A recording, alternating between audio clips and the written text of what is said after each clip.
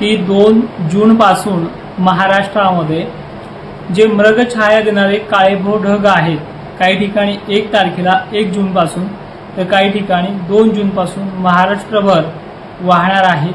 यामध्ये मोठा पाऊस नाहीये, पण बारीक सारीक जे मान्सूनचा पाऊस असतो त्या पद्धतीचं वातावरण ही सक्रिय होणार आहे।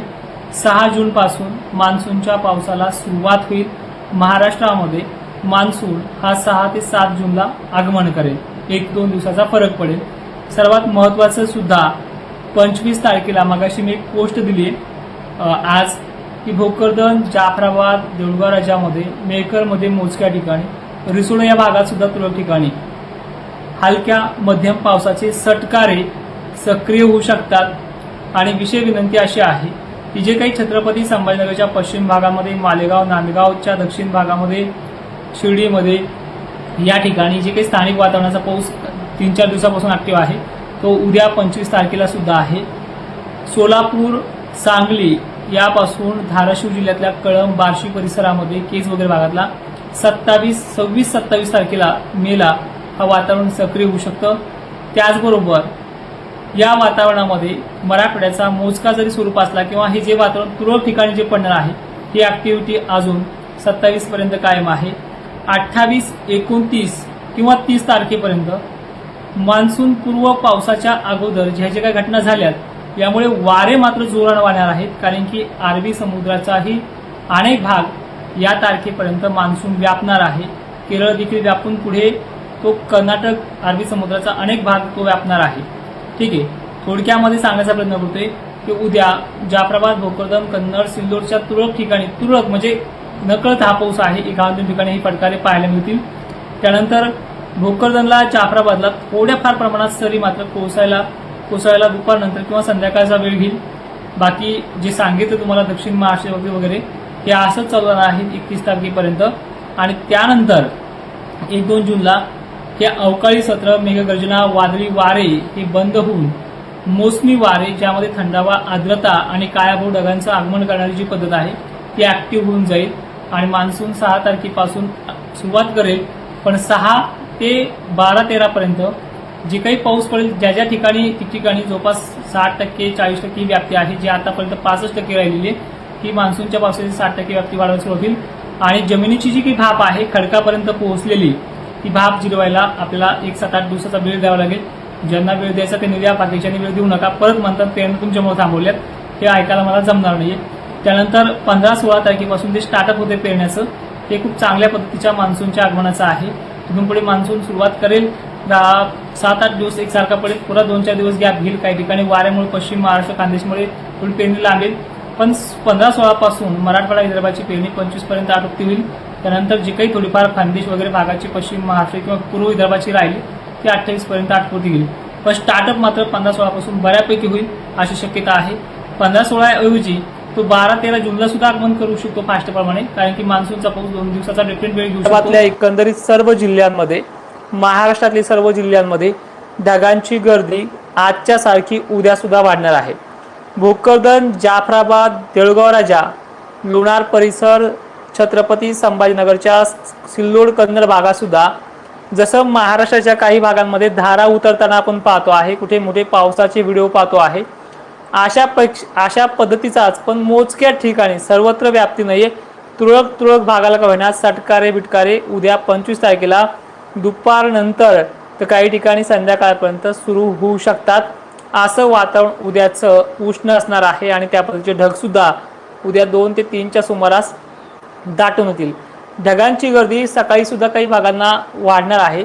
पाण्याचे ढग जे असतात ते उद्या दाखल होतील भोकरदन आणि जाफराबादमध्ये सुद्धा, देऊळगावच्या परिसर वगैरे भागांचा समावेश आहे। जालन्याचा सुद्धा पावसाच्या धारा या भोकरदनमध्ये उद्या मोजक्या ठिकाणी का होईना उतरतील। बाकी जो नागपूर एरिया आहे, वाशिम जिल्हा आहे, चंद्रपूर जिल्हा आहे, भंडारा आहे, गोंदिया आहे, इथे वारे अत्यंत शांत पद्धतीने राहणार आहेत। त्यामुळे गरमीची लेवल आजच्या सारखी उद्या या सुद्धा 25 मेच्या तारखेला या भागात वाढेल आणि काही मोजक्याच भागांमध्ये स्थानिक वातावरणाचा पाणी पडण्याचे चान्सेस इथे सुद्धा 25 मेला आहेत। बाकी उर्वरित कंडिशन जी आहे महाराष्ट्राच्या वातावरणाची की 25 तारखेला आणखी काही भाग जर आपण बघितला तर नेहमीप्रमाणे मालेगावमध्ये दक्षिण भाग निफाड नांदगाव पट्टा, छत्रपती संभाजीनगरचा तुरळक भाग जो दक्षिणेकडे मोडतो, वैजापूर साईड असेल काही ठिकाणी, अहिल्यानगर सुद्धा काही ठिकाणी पावसाचा जो काही नेहमीप्रमाणे वातावरणाचा जी काही बनाव आहे तो चालूच राहील। यामध्ये अहिल्यानगर, मालेगाव दक्षिण भाग, नाशिक क्षेत्र पूर्व भाग, छत्रपती संभाजीनगर पश्चिम दक्षिण जे गंगापूर पैठणचे मोजके भाग घेणं चालू 2 दिवसापासून, अशी 25 तारखेची कंडिशन आहे। मात्र पूर्व विदर्भामध्ये आभाळ मात्र वाढत जाईल, अशी कंडिशन उद्यापासून स्टार्ट होते। मान्सून बाबतीत बोलायचं झालं जे सुरुवातीला सांगितलं तेच आहे। 2 जूनला काही ठिकाणी 1 जूनला मान्सूनचे काळे ढग जे निम्ब्रो स्ट्रेटस नावाने ओळखले जातात हे ढग 2 जून पासून दाखल होईल आणि वातावरणामध्ये जी गरमीची घरात लागणारी भाप सुद्धा त्याच तारखेपासून कमी होईल। परिस्थिती मान्सूनचा पाऊस सक्रिय व्हायला 7 किंवा 8 जून 6 जून पासून स्टार्टअप होईल। 7-8 जूनला तो सक्रिय होऊन जाईल आणि पेरण्या जसं तुम्हाला मागाशी सांगितले त्या पद्धतीने 15-16 पासून स्टार्टअप होतील, 22 पर्यंत आटोपत्या राहतील किंवा काही मोजक्या भागाच्या राहिल्या तर शेवटचा आठवडा शेवटचा जून महिन्याचा तो पूर्ण घेईल।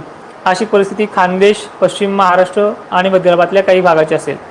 ठीक आहे, तर आता महत्त्वाचं म्हणजे एक एक तारखा क्लिअरिटी करूयात। एमपीच्या भागामध्ये तत्पूर्वी 27 तारखेला कर्नाटक जवळपास 70% व्याप्ती राहतो, म्हणजे एक पावसाळ्यासारखी कंडिशन सोलापूर सांगली या भागांमध्ये आहे 27 तारखेला। त्याचबरोबर जो विजापुरा परिसर आहे या भागात सुद्धा याच ठिकाणी 27 तारखेला कंडिशन राहील। लातूर जिल्ह्याच्या दक्षिण भागात देखील ह्या 27 तारखेला निलंगा पट्टा, सावंतवाडी पट्टा असेल आणि सांगली सोलापूरचा समावेश या तारखेला असेल। कोल्हापूरची व्याप्ती वाढते 27 तारखेपासून। तर आणखीन काही भाग आहेत ते 30 तारखेला एमपी मधल्या जवळपास खंडवा परिसर आहे, एमपी पूर्व भाग आहे, एमपी मध्ये जो जवळपास 1 महिना झाला तिथे पाणीच नाहीये, तर त्या अशा भागांमध्ये देखील पूर्व एमपी परिसर, जबलपूर परिसर, भोपाळ असेल या भागांना तो वातावरण सक्रिय असणार आहे। 31 तारखेपासून कर्नाटकमध्ये मान्सूनची जी काही आगमन आहे ते कर्नाटकमध्ये प्रवेश करून पुढे सरकण्याचा अंदाज आहे आणि 4-5 दिवसात महाराष्ट्र तो व्यापून काढेल अशी परिस्थिती आहे। पण जे काळेभोर ढग असतात मान्सूनचे हे 2 जून पासून महाराष्ट्रात दाखल होतील आणि एका प्रकारचं जे काही वातावरण आहे पावसाळ्यासारखं दिसणारं ते तिथून पुढे स्टार्ट होऊन जाईल।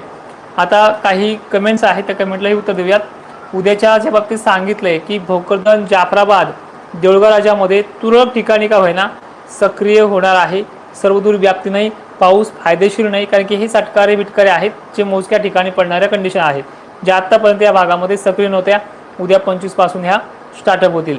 बाकी नाशिकच्या बाबतीत सांगितलं आहे, छत्रपती संभाजीनगरच्या बाबतीत सांगितलं आहे आणि आता सध्या सुद्धा अनेक भागामध्ये पाऊस चालू आहे ज्यामध्ये शिर्डीचा परिसर आहे, शिर्डीचा अनेक भाग पश्चिमेकडील साईडला मेघगर्जनेसह वादळी वाऱ्याचा पाऊस चालू आहे। वैजापूरच्या देखील पश्चिम भागामध्ये काही तासामध्ये चांगल्या पद्धतीने ॲक्टिव्हिटी दाखवणार आहे। गंगापूरमध्ये आभाळ उत्तरेकडे भागामध्ये आहे तिथे सुद्धा असणार आहे। निफाड, मनमाड, येवला हे देखील भाग याच्यामध्ये समाविष्ट आहेत। चाळीसगावला देखील वातावरण ॲक्टिव्ह असल्यामुळे या भागात मोजक्या ठिकाणी राहील आणि परिस्थिती ही अशाच पद्धतीने भाग बदलत राहील। ॲप्लिकेशन बाबत जे कोणी जॉईन झाला असेल आपल्या ह्या पण लाईव्हला तर एक विनंती आहे, लाईव्ह सेक्शन नावाचं एक ॲपमध्ये फोल्डर आहे तिथे झालेले लाईव्ह पण दिसतात आणि जवळपास 7:30 वाजता आता काही क्षणामध्ये आपण लाईव्ह येतोय।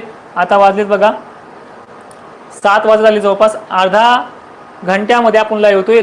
लाईव्ह पाहण्यासाठी 7:28 ॲप्लिकेशन ओपन करायचे आणि तेव्हापासून जवळपास 10-15 मिनिटाचा तो लाईव्ह जसे शेतकरी येतील तशा पद्धतीने तो आपण घेत चालतो।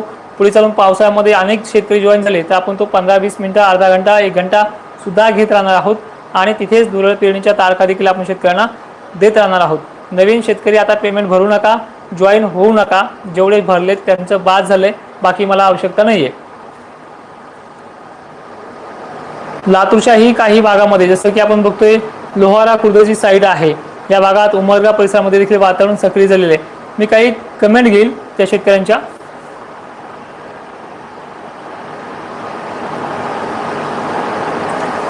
सांगलीला 27 तारीख दिली मी, मागे पण 2-4 ठिकाणी चांगल्या पद्धतीने पाऊस झालाय, पुन्हा 27 तारखेला व्याप्ती वाढणार आहे। ॲप्लिकेशन प्ले स्टोअरला आहे आणि आवश्यकता घ्यायची गरज नाही आहे, सगळ्यांना विनंती आहे शॉर्टकट का व्हिडिओ मी इथे टाकत राहील. ऐन गरजेच्या वेळी ऐन शेतकरीचं संकट असेल त्यावेळी सुद्धा मी लाईव्ह घेत राहील. पण एक गुड न्यूज होती, जे 2 जूनपासून मान्सूनचे ढग महाराष्ट्रात दाखल होत आहेत. अवघ्या 7 ते 8 दिवसामध्ये हे ढग महाराष्ट्रात दाखल होतील आणि अशा पद्धतीने दाखल होतील की त्याचं पुन्हा खंडन होणार नाही. ढगामागे ढग आणि शितोड्यामागे शितोडे हे 6 तारखेच्या पुढे होतील, पण ढग मात्र जास्त प्रमाणामध्ये 2 तारखेपासून ऍक्टिव्ह होतील. काही ठिकाणी जसं की पश्चिम महाराष्ट्र असेल, मराठवाडा असेल, इथे 1 जूनला स्टार्टअप करतील आणि अवघ्या 6 दिवसाच्या कालावधीमध्ये मान्सूनचा जो काही मोसमी वाऱ्याचा जो काही प्रवास आहे हा महाराष्ट्रामध्ये दाखल होते. पण मान्सूनचा जो काही पाऊस असेल तो 6 तारखेच्या आसपास स्टार्टअप होईल. तोपर्यंत मान्सूनचा पाऊस नसेल आणि ह्या ज्या काही 4-5 दिवसात वातावरण सक्रिय असणार आहे हा स्थानिक वातावरणाचा आहे, ज्यामध्ये पूर्व विदर्भ, दक्षिण महाराष्ट्र आणि जे काही पश्चिम महाराष्ट्र, नाशिक वगैरे छत्रपती संभाजीनगरचे पश्चिम भाग आहेत, या पद्धतीनं लातूरच्या भागात दक्षिण भाग आणि मराठवाड्यामध्ये मोजक्या ठिकाणी अशा प्रकारची प्रक्रिया असेल.